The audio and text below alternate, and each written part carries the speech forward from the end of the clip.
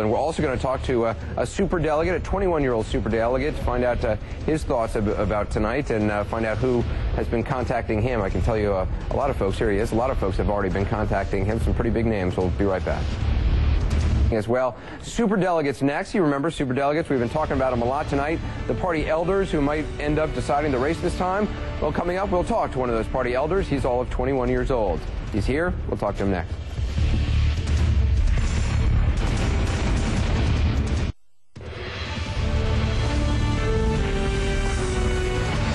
Whoever ends up taking the Democratic nomination, it's going to be very, very close. It could all come down, of course, to superdelegates. You know that by now. That's what we keep hearing. But who exactly are the superdelegates? What makes them so super? And who decided their votes could trump yours and mine? We've got a superdelegate with us tonight. He's all of 21 years old. His name is Jason Ray. We'll talk to him in a moment. But first, CNN's Tom Foreman tries to explain what he actually does.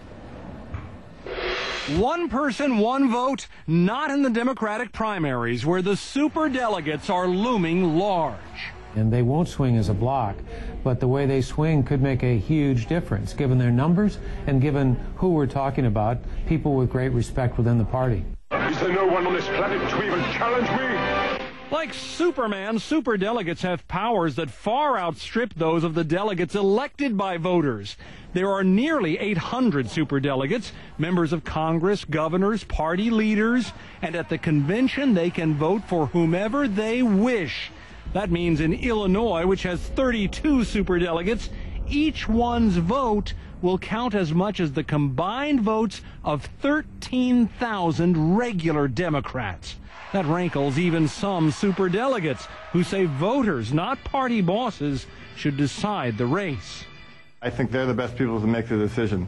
I think superdelegates are somewhat outdated, and it's not the most democratic way of doing things. Some party leaders say the superdelegate system is a reasonable way of avoiding a deadlock in a tight race. But some voters say on talk radio and on blogs that they will skip the election or even vote Republican if the supers decide. Others are suggesting superdelegates should mirror the voter preferences in their home state. But whether such a deal is worked out or not, right now the race is heading down to the wire, where the superdelegates are waiting. Tom Foreman, CNN, Washington. Well, with us now is 21-year-old Jason Ray, who was too young to vote in the last presidential election, but could have a very big say this time around. Jason, it's good to have you here. First of all, how did you become a superdelegate? In June of 2004, I ran for a spot in Wisconsin as one of the members of the Democratic National Committee.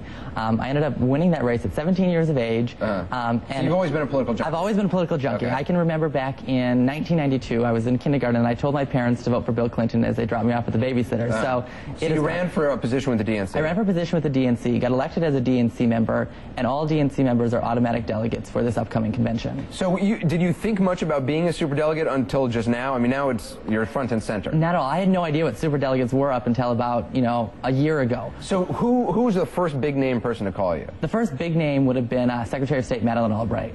Okay. I love it that Madeleine Albright called you up. Okay. Never called me, by the way, but it was an interesting call. I was on the way to get my oil change with a friend, and she called. Did you know instantly it was her? No. I answered the phone. I said, "Hi, this is Jason." She goes, "Jason, Madeleine Albright here. How are you?" And I stopped for a second and was like, "Really?" And it was. So how many big names have you met? You've met, or Bill Clinton called you up? Bill Clinton called me on your cell phone. On my cell phone. I was getting ready to go out on a Friday night with some friends for dinner.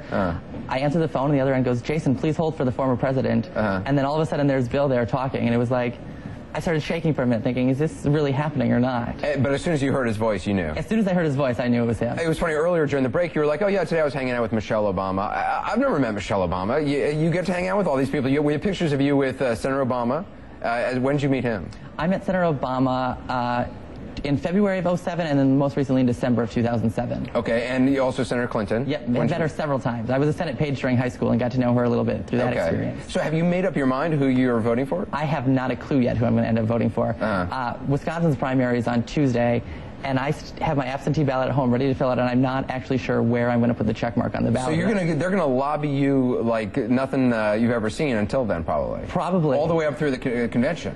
Well, I don't think superdelegates are going to actually matter in the end. I think that by the time we get to April 22nd with Pennsylvania, I think we're going to actually have a nominee. What were you doing with Michelle Obama today?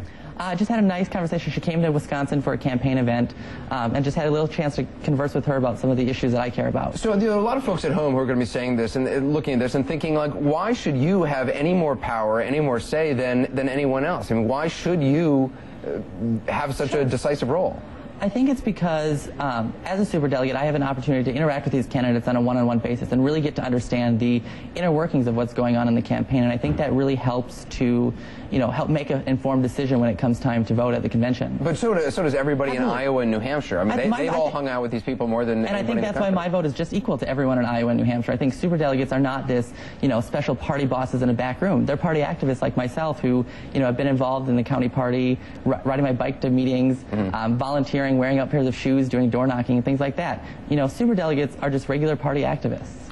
Anybody ever try to slip you any cash? No, they haven't. It may come to that. I don't think so. Is this clearly the most interesting race, I mean, we've ever covered? Is the most interesting race you've ever seen? The most interesting race I've ever seen by far. I think no one could have anticipated that it was going to be so close, this early. People thought Super Tuesday was going to decide everything and the race would kind of die out after that. And we're seeing that 2008 is going to be a year full of election and full of excitement. And when this is all said and done, and no one's calling you anymore, because they're going to drop you like a hot potato. I just want to tell you that. Are you going to be disappointed? Are you going to be sort of like... Not at all. I'll actually be excited to get back to schoolwork finally so I don't get behind anymore on some of my readings for class. All right. Well, you're clearly interested in the political process. It's nice to meet you and to actually put a face to a superdelegate. Jason, thanks for coming in. Thank you, Anderson. All right. Larry King has a look at what's coming up at the top of the hour, Larry. Jason, not your typical backroom guy. The smoke-filled rooms will be good, except Jason has never held a cigar. I know. Jason's going to be coughing in the smoke-filled, coughing, It's true. We got quite a show coming up at midnight.